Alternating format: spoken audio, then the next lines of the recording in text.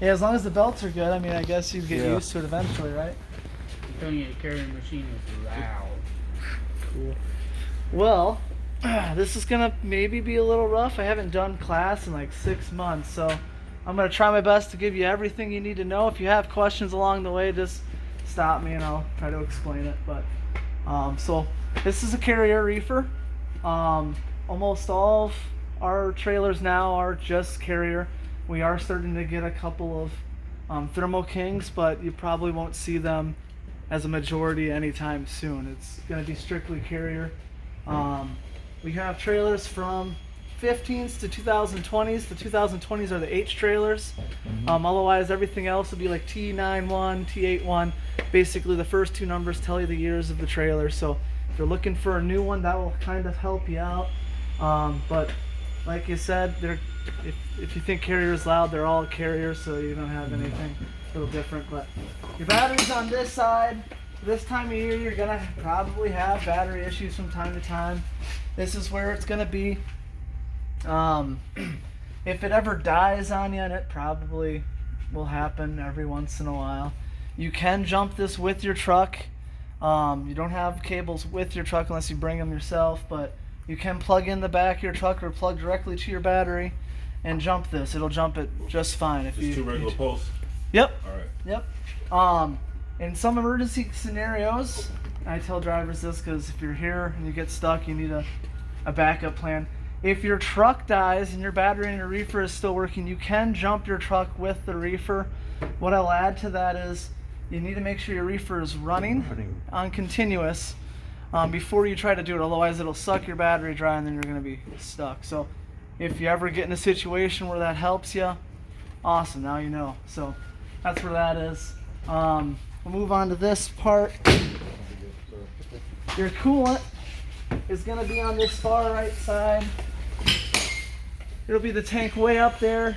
You probably won't be able to fill this up, so don't try to climb up there freehand and fill it up. If you notice it getting low, or more likely you'll get a code that says low coolant, let us know. Let somebody in the shop, or if you're out and about, let your DM know so they can get somebody to fill you up and get you taken care of. But don't try to climb up there. Just not worth the injury if you fall off. But yeah, that shouldn't happen. A lot of our stuff is, like I said, pretty new. We don't have too many trailers that are just running low on coolant. We keep a pretty good eye on that. So over here, a few things they want you to know how to do in here. Your oil is in here. Twist it. This isn't something you have to check all the time, but if you have a trailer for a really long extended period of time, it probably wouldn't be a bad thing to check. So when you're looking at it, it's gonna have these lines. If you're in the safe zone, you're good to go. What we'll typically see is it'll be probably at this one area or even getting close to 2. It'll need like a quarter or 2 of oil. It happens. It's the same oil as in your truck. You can just top it off, or again, if you're somewhere at a shop, let us know. We'll top it off for you and get you going. If you don't want to get your hands dirty. So make sure you screw the lid back on, or you'll have a horrible mess like the one time I didn't do it and it's sprayed all over. So make sure you do it. There's that.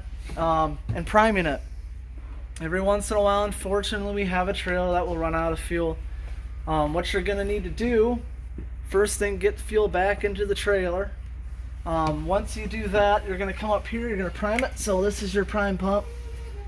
You'll twist it until it pops up, just like that.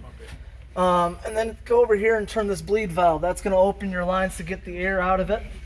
And then what you're going to have to do is just prime it, you know. Typically, if you just caught it and just ran out of fuel, it'll be like 100, 150 times to get it. What will probably happen is you won't be around. You'll get to the trailer a little later. Let's say it's just been sitting there. And what will happen is it'll run out of fuel and it'll keep trying to turn on. It'll try 3 times to turn back on before it sends a code and says it's out of fuel. And what will happen is it'll suck your fuel filter dry. If it sucks your fuel filter dry, triple everything I've just told you. It's going to take you about 400 pumps to get fuel in there. The easiest way is to probably take the filter off. You probably won't have the tools for that, and you don't want to damage the filter, so leave it to the pros. Yeah, take it off, fill it, and then it won't be that bad. It'll be like 100 again. So, but do that once you get your 200, 300 pumps. Yeah, it's a while. It sucks. You did that when you was a kid anyway. Yeah. Once you get it, you You're come pumping over yourself. here, and it should very easily start. You just on Yeah, our right. trailers, you'll have this switch, and you'll have a little Star Trek switch. It'll be a little box, and that's how we turn on most of our trailers. So this one, since it doesn't have a Star Trek system, this will be how you flip it on, and it'll take a couple of minutes to turn on and then turn over. So.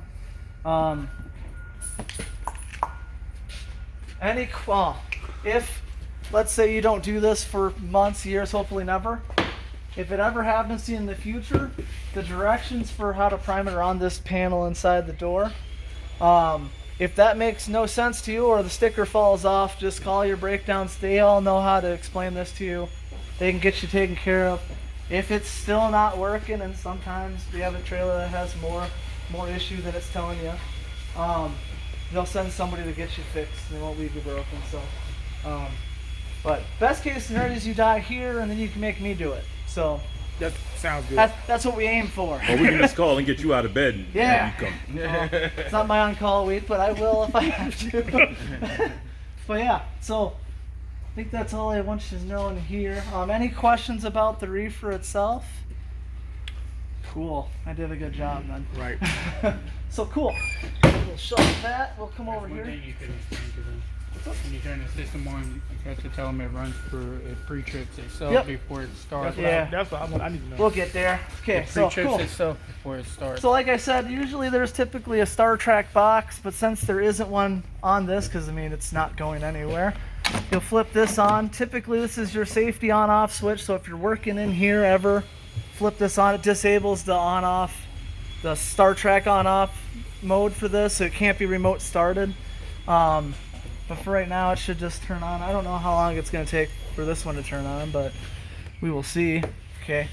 So like this driver was saying, the first thing this trailer is going to do all the trailers, when they first turn on, you'll see this red light blinking. That's doing a self-check. So it'll take about a minute. It'll basically run through the couple of codes, make sure everything is working right. Once it passes that, it'll go to its startup phase and kick on. So that's how you'll do that. So if you ever see that, if you have a status light, your status light will be orange when that is on. So don't panic right away. Give it a couple of seconds, and it should it'll go back to green. The status light? It'll be up on the side. Yeah, of the it'll be connected to the trailer, like right about I here. ain't see it here, but yeah, I got you. Yeah, so, yeah, I guess they didn't put that in there. So, a few things they want you to know how to do in this before you turn it on and it gets loud is checking your hours. The only reason you'll need your hours is basically if you're going to get fuel for the trailer. I don't think you use your trailer in hours for much of anything else. But how you get to them is you push menu. There we go. And then hour menu. Just push the correlating button to it, and it'll give you your hours. So this one's 88.82. What do you need those Is hours enough. for? Typically, the only thing you'll need them for is if you're getting fuel specifically for the trailer. So let's turn that off for a second. It's gonna be too loud. So like, let's say you get to a fuel stop. Let's say you just got this trailer. You just filled up your truck, so the trailer only needs to get fueled. They'll have you put that in there instead of your truck, so that the trailer will get filled. But what I tell drivers is if you're filling up your truck, just fill it and let them know what you put in there, and they'll do whatever they need to do on their end. It's coming to receive anyway. Yep. So, fun stuff. That fuel's not taxed then, right? For the- I believe so. I'm not 100% sure anymore. We don't pay for this fuel, right? For the Not reefer. If they changed it, I don't know for sure. Reefer fuel's free. Company So, pays that, right? so yeah, that's where you would get the hours for. So, again, it's been a while. I'm sorry, thinking on some of that stuff. But we'll let this turn back on. The next thing is something extra. Let's say you have a trailer you're gonna have it for a couple of weeks. It doesn't hurt to run it through a pre-trip every other week. And what a pre-trip's gonna do, it's just like the self-check. The pre-trip itself is gonna go through the advanced version of it, it's gonna check all your bells and whistles, your sensors, your different electrical problems, just the fuel and how everything is reading, the oil levels, and basically give you a summary of what the trailer is doing, how the life is looking. So that will give you any code that is in the unit. But again, like I said, unless you're gonna have it for a huge amount of time, you don't need to run it every single day. Just run it that like once, maybe every other week. It's So to not get the something. pre-trip, you just turn it off and turn it back on? No. So how to get to pre-trip is you push menu, and then pre-trip is this second button. It'll Okay. give you a few different options here. Start pre-trip and give you the results of the last one. So if you're curious what the driver before you might have encountered, you can check and see, well, what happened to him. This one, I doubt there's any records in there, but it'll say pass to give you the date and give you any codes that would have occurred the last pre-trip. So, So hit menu in the second one. yeah. Okay, well, other than those two things, how you start it, let it start, otherwise it'll get yelly at you. And what you're gonna do to adjust your temperature is push menu again. You'll see IntelliSat is that first option. Go ahead and push that button. And this is basically going to be your list of all your IntelliSats.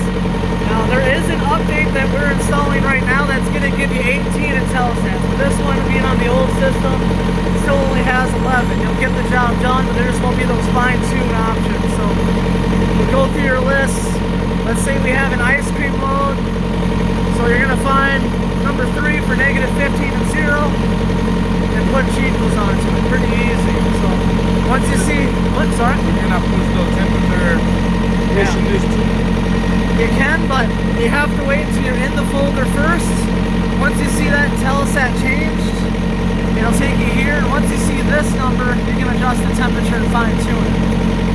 Wait, you get it the first way, is that like pretty much like maybe Yeah. to stay safe with the Yep. Exactly. So these IntelliSats are like what he said. They're like the company safe zones. These will work for most of the loads we have. If you want to play it safe and push it in there, it'll keep it where it needs to be. But not every load you're going to haul is going to work for this. How you would manually set it, this is what a lot of drivers just do because it's easier. Is you can push equals or you can go back the same way. IntelliSat. So it's not mandatory to the first step you did. Nope. I can do it myself. Yep. As long as the end goal is, as long as it's matching the bill of lading, they don't care how you get there, just get there so it's in zone. That's basically it. But to get there, let's say a driver before you put it in one of these IntelliSats, what you'll do is you'll go to the top of the list, IntelliSat override, push equals again, you'll see IntelliSat changed, and this is your manual mode, so it'll load all the defaults, and you can adjust it to wherever you want to go. And then you're in the middle. Yep. So once you get there, make sure you push equals. That'll lock it in. You'll see a set point change. That's how you know it's saved it. And you're good to go. You can adjust the temperature. You can adjust start, stop, and continuous. So we'll push that, switch to continuous. And it's basically pretty self-explanatory from there. Pretty easy stuff.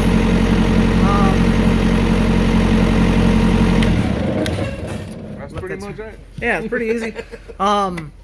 Has everybody worked or used the reefer before? Yes. Yeah. Oh, Yes. No, okay. We'll have you run through it just so you have a little hands-on, because that first time can kind of be awkward if you don't. So yeah. One other thing is a defrost. A lot of our trailers, especially in the summertime, when something's running below 0 or just even something below 20 degrees for the most part, when it gets to that 8-9 hour mark, it's gonna start to freeze up. Now they automatically will do it, but if you see that it's starting to struggle, like, I mean, once you're around them for a while, you'll just kind of know when it starts to struggle. Yeah. You can hit that manual defrost right here, and that'll kick it into a defrost automatically. So that way, I mean, what you'll see is basically you'll have defrost hoses here, and it will be dumping out water. That's a good sign that you have ice in there. This is post delivery. Yep. No. Yeah, I mean when you pick it up or when you're Sometimes when you're dropping running, it it off, does yeah. it too, right? Yep, yeah, it'll do it. So to do an automatic defrost then? Yeah. Yep. Okay, yeah. Yeah, it should do it every 12 hours. Okay. If it's been running for 12 hours, it should automatically do it, but And especially it won't affect the temperature and the load. Okay, Nope. all right. But it will help the efficiency. It will help you save on fuel because it won't be running as hard. I mean, it's not a bad thing. If you stop for gas, just pop it in there, boom, you know you're gonna be good. So, but let's get some hands-on. So you don't know how to do it. So we'll have you adjust, let's say 40 degrees, and we'll have you put it at start-stop. So what you'll do is you'll hit these up-down arrows here. You said 40? Yep.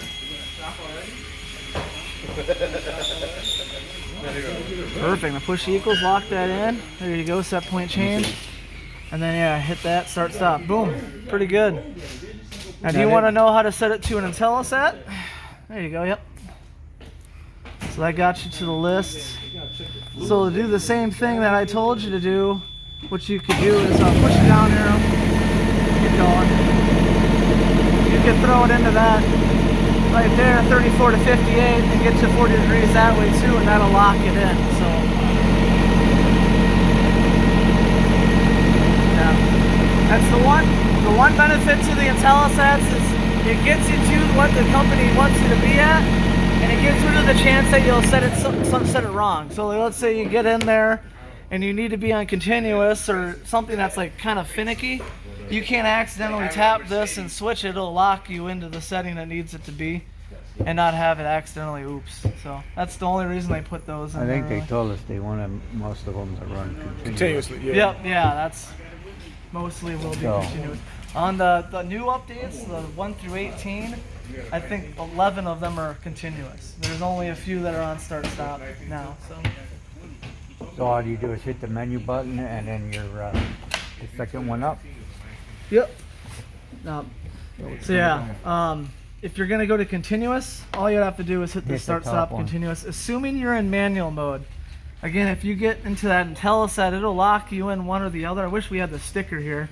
As the sticker, I'll actually tell you which one's start stop and which one's continuous. Something I might come down here and stick on here so we have something to look at for next time. But yeah, that'll explain that. But in manual mode, yeah, you literally can go from negative 22, 85 degrees, switch to start, stop, or continuous at any time. So yeah. So this is, what's that number? I know it's a box cover. That's the So, That's your yep, that's like the trailer inside number, yeah, temperature. the So inside that'll be what temperature. the temperature inside the unit's going to be. And this is the goal. That's what it's going to try That's for. what I try okay. to get it down to that. Now, I mean, this one will never hit that because, Too big of an open yeah, area. too big. So who else wants to give it a try? Anybody try else? Okay. So we'll have you go to like the second IntelliSat. So go ahead and push your menu button to get to that list. There you go. Yep. Now find the number 2 option for the IntelliSats. There you go. This one? Yep. Push equals, lock that bad boy in. There you go, active. So as soon as you see IntelliSat change, you can push your back or exit button to get back to your temperature page. And then And now press- you can adjust it. So on this option, you can go from 0 to negative 15. That's where it's locked in. So yep. Now, again, like I said, there will be a sticker that will explain all of this. So if you're like, oh, I need to get to this, it'll give you a list of all the different options. So, in that second option, you're unfortunately locked in the start stop. So, if you needed to get that low and then have to continue, you have to go to manual override. So when it's when you're manual, it already starts right there, like that.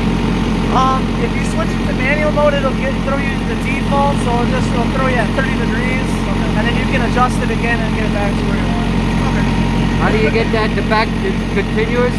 Yeah, so push equals, go to that IntelliSat override option, number 1. Oh, there we go. Now that's active, you push back or exit. And then like I said, it'll throw you in default, so we'll start push continuous. There's your continuous mode. And then whatever the temperature you want it to be, so